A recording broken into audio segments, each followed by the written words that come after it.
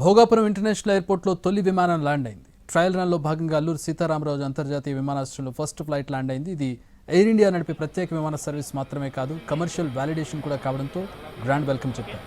ఢిల్లీ నుంచి బయలుదేరిన air India విమానంలో పౌర విమానయాన శాఖ మంత్రి రామ్మోహన్ నాయుడు, విజయనగరం ఎంపీ అప్పలనాయుడు ప్రయాణించారు. భోగాపురం ఇంటర్నేషనల్ ఎయిర్పోర్ట్ యూనిక్ ఫీచర్స్తో రెడీ అయింది. 2700 ఎకరాల విస్తీర్ణంలో నిర్మాణం జరగ్గా ఇక్కడ రన్వే పొడవు 3.8 కిలోమీటర్లు. విమానాలు టేకాఫ్, ల్యాండింగ్ రెండూ బంగాళాఖాతం మీద నుంచి కానుండగా ప్రయాణికులకు కొత్త అనుభూతి అందించబోతోంది.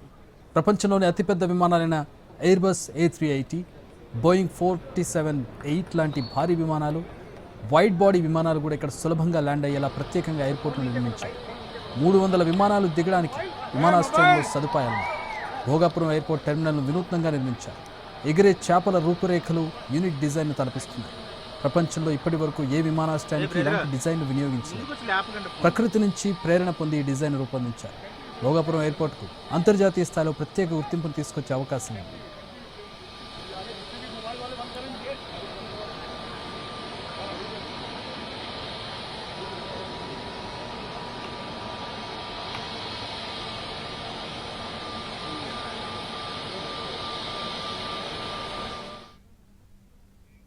ట్రయల్ రన్ అనంతరం మే నుంచి భోగాపురం ఎయిర్పోర్ట్ నుంచి రాకపోకలు సాగించేందుకు ఏర్పాట్లు జరుగుతున్నాయి. విశాఖ ఇంటర్నేషనల్ ఎయిర్పోర్ట్కు ప్రత్యామ్నాయంగా గ్రీన్ఫీల్డ్ ఎయిర్పోర్ట్ నిర్మించగా భవిష్యత్తులో ఇక్కడి నుంచే డొమెస్టిక్, ఇంటర్నేషనల్ కార్గో సర్వీసులు నిర్వహించనున్నారు. ఇది ఉత్తరాంధ్ర అభివృద్ధికి కీలక కేంద్రంగా మారింది. భోగాపురం ఎయిర్పోర్ట్ రన్వేపై ట్రయల్ రన్ సక్సెస్ అయితే ఇక అన్ని విమానయాన సంస్థలు కార్యకలాపాలకు మార్గం సుగమం కానుంది. ఫ్లైట్స్ అన్ని భోగాపురం నుంచి నింగికెగురుతాయి.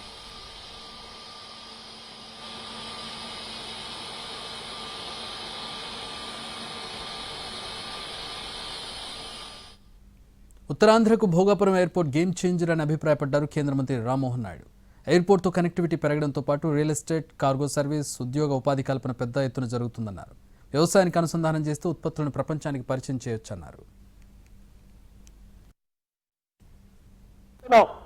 మన ప్రాంతం ఎందుకు అభివృద్ధి చెందట్లేదని, ఏ ప్రాంతం అయినా అభివృద్ధి చెందాలనంటే దానికి ప్రధానంగా కావాల్సినటువంటిది కనెక్టివిటీ. ఇక్కడ నుంచి మనం ఎక్కడికైనా ట్రావెల్ చేయగలగాలి.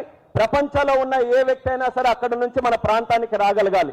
ఆ కనెక్టివిటీ ఇవ్వడానికి ఇది ప్రధానమైనటువంటి కేంద్రం.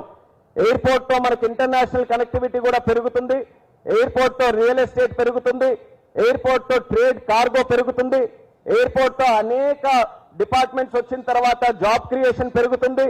ఎయిర్పోర్ట్ తో వ్యవసాయానికి అనుసంధానం చేసుకుని వాళ్ళ తాలూకు ఉత్పత్తులు ప్రపంచానికి పంపించే విధంగా ఒక అవకాశం ఎయిర్పోర్ట్ ద్వారా కలుగుతుంది. ఇప్పటి నుంచో మనం అనుకుంటున్నాం.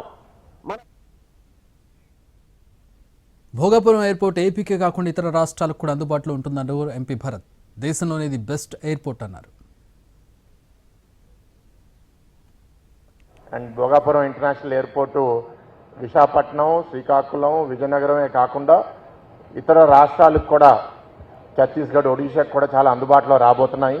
So we are very happy. We wish everybody all the best, and we request GMR Airport to make this one of the best airport in the country. And we have 3 million passengers in the Vizag airport annually. Your goal should be first year we should hit 5 million or very close to 5 million passengers. That is when it will be a true success for this new initiative. Thank you very much. And Bhogapuram International Airport Visakhapatnam, Srikakulam, విజయనగరమే కాకుండా ఇతర రాష్ట్రాలకు కూడా, ఛత్తీస్